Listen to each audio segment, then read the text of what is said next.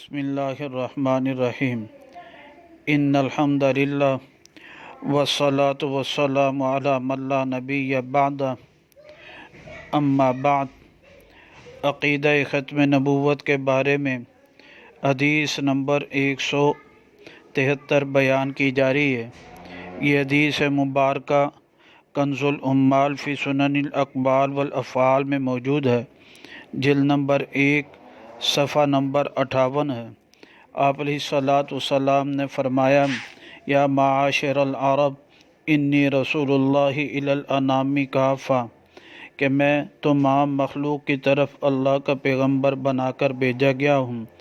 ادعوہم الی عبادت اللہ وحدہ، میں تمہیں دعوت دیتا ہوں ایک اللہ کی عبادت کی طرف۔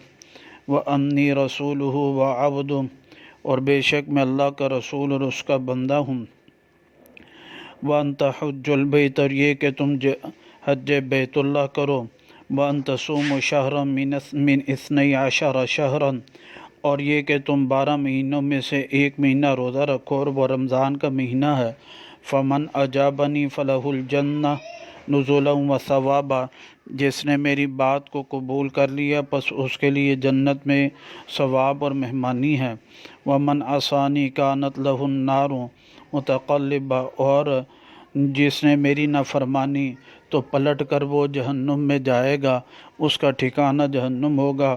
اس حدیث مبارکہ میں ہمارا مستدل یہ ہے، آپ نے فرمایا کہ انی رسول اللہ الی الانام کافہ، میں تمام مخلوق کی طرف پیغمبر بنا کر بھیجا گیا ہوں، یعنی آپ کی نبوت قیامت تک رہے گی، جتنی تمام مخلوق نے آنا ہے سب تک آپ کی نبوت